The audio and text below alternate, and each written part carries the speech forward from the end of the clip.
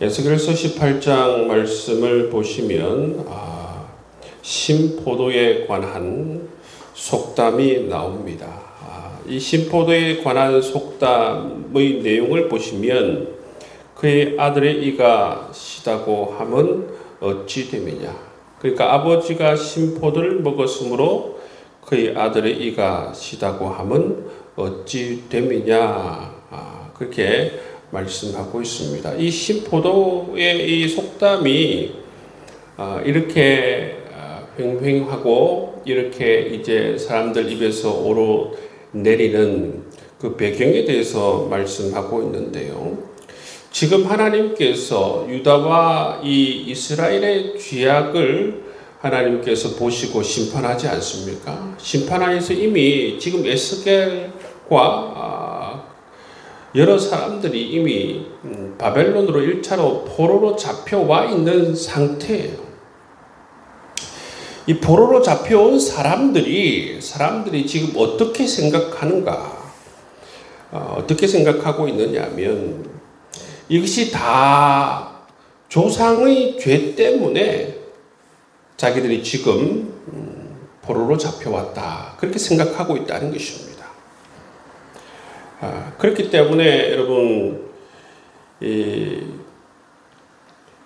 아무리 선지자들이 너희들의 죄에 대해서 회개하라고 이야기하여도 그 사람들은 어떻게 생각하는가? 이것은 나의 죄 때문에 이스라엘이 망하고 유다가 망한 것이 아니다. 아버지의 죄, 조상의 죄 때문에 바로 유다와 예루살렘이 망하였다. 그 사람들이 그렇게 오해하고 있었다는 것입니다.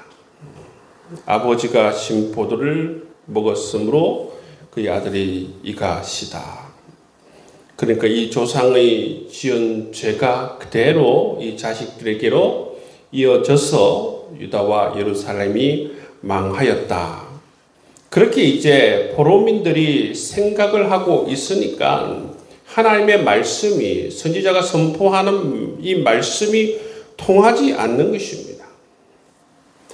그래서 3절 말씀에 보시면 하나님께서 말씀하십니다. 다시는 이 속담을 쓰지 못하게 되리라. 너희들이 자꾸 이 속담 이야기를 하는데 이 속담 이야기를 하면서 조상들의 지은 죄 때문에 지금 너희들이 이 죄를 담당하고 있다고 그렇게 말하고 있는데 아니다. 그렇게 생각하지 마라. 모든 죄는 다 각각 자기 죄로 말미암아 심판을 받는 것이다. 그렇게 말씀하시면서 이제 주님께서 계속적으로 설명해 나가는 것을 볼 수가 있습니다. 그래서 이 말씀을 하시는 배경을 그렇게 바로 이 신포도주 비유를 말씀하시는 것이 바로 그런 배경을 가지고 말씀하신다는 것을 우리가 볼 수가 있습니다. 참 이 유다와 예루살렘이 망해갈 때 보시면 하나님 말씀을 듣지 않아요.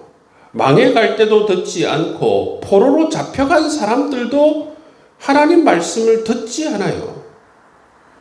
포로로 잡혀가서도 우리가 망한 것은 조상들 때문이다.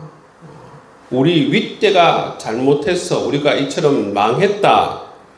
그렇게 생각하고 있다는 거죠. 그런 잘못된 생각을 가지고 있으니 어떻게 여러분 이게 새로워질 수가 있겠습니까?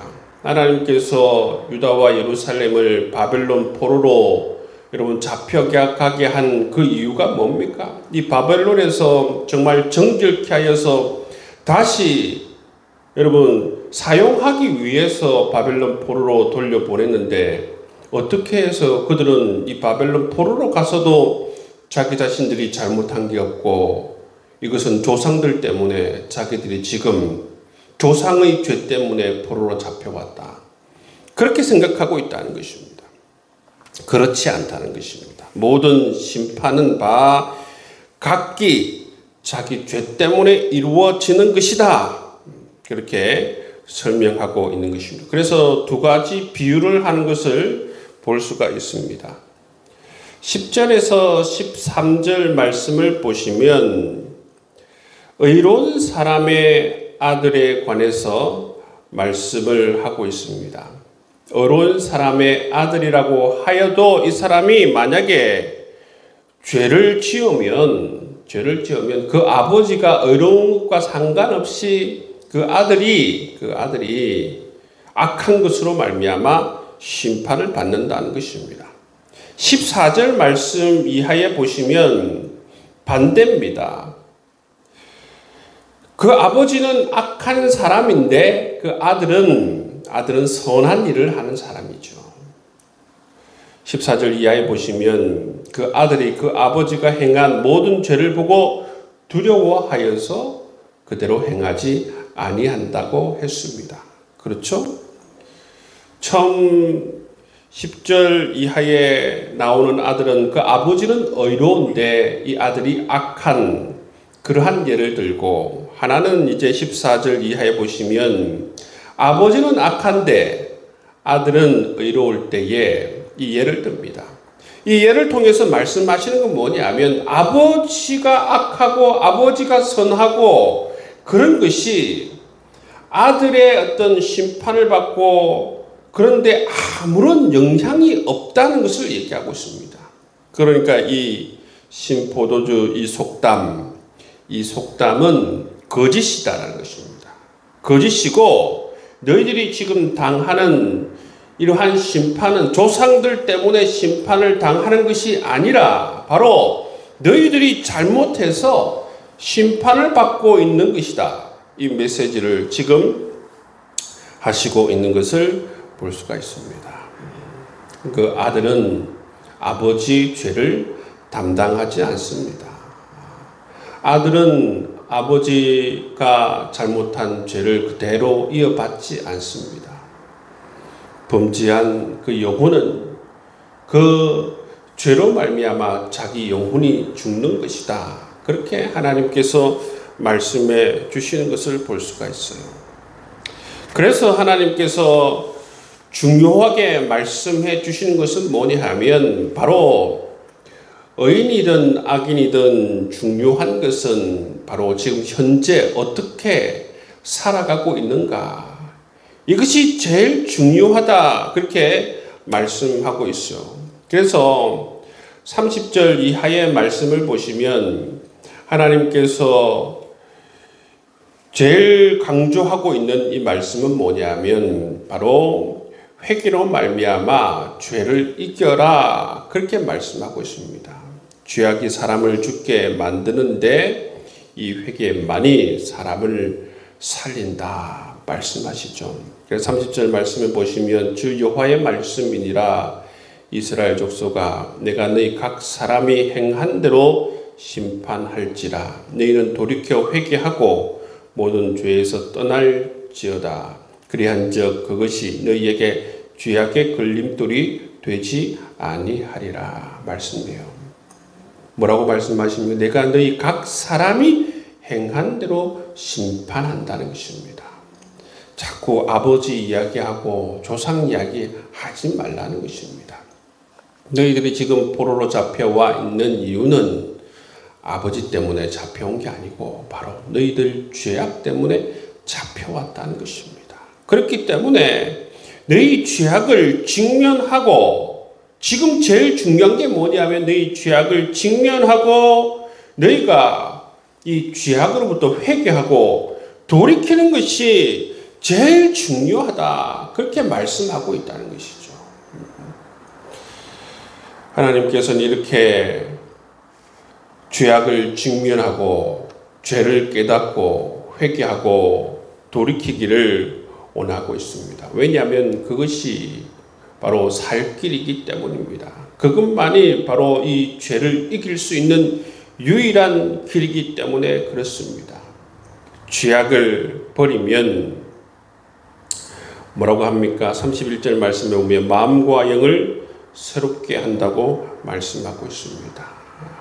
회개할 때에 죄악을 버릴 때에 하나님께서 우리의 마음과 영을 새롭게 해 주신다 말씀해 주고 있는 것입니다. 그런데 여러분 그 시대 가운데에서는 이렇게 여러분 많이 퍼져 있었던 그 이야기가 이처럼 여러분 신포도주 비유예요. 아버지가 이 포도주를 마심으로 말미암아 그의 아들이 이가시다.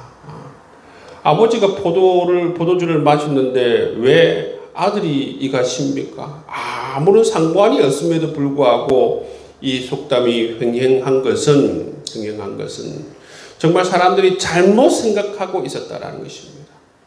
죄에 대해서 잘못 생각하고 자기들이 망한 것에 대해서 잘못 생각하고 있었다는 것입니다. 한마디로 말해서 지금 유다와 예루살렘은 뭔가를 지금 착각하고 오해하고 모두가 다 지금 잘못 생각하고 판단하고 있다는 것입니다.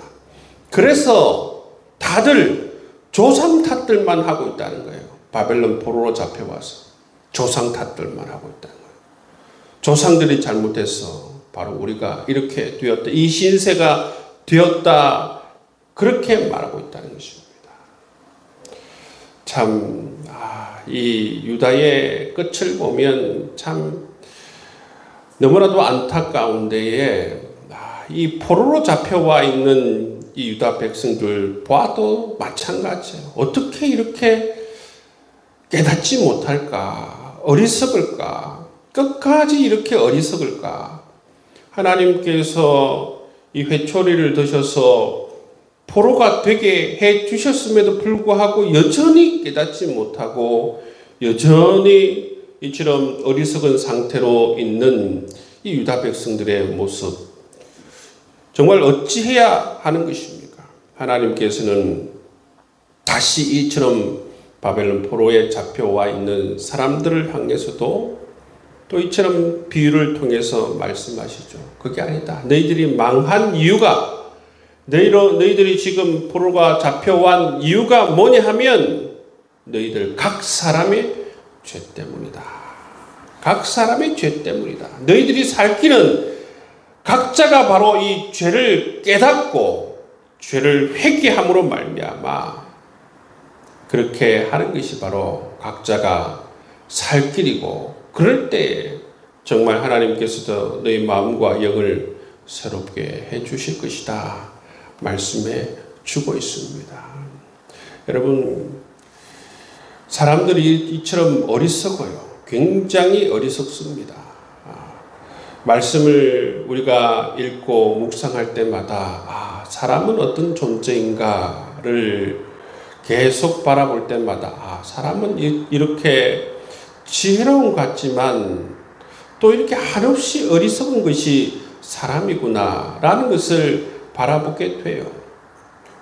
어떨 때에 한없이 어리석게 되는가 하면 정말 교만할 때에, 자기 자신의 욕심을 끝까지 내려놓지 못할 때에, 하나님 말씀을 들으려고 하지 않을 때에, 그럴 때 보면, 그렇게 포기하지 못하면 계속 끝까지 어리석은 상태로 머물러 있고 어리석은 선택을 하게 되어져 있고 어리석은 생각을 바꾸지 못하는 그런 상태로 계속 머물러 있는 것을 볼 수가 있습니다.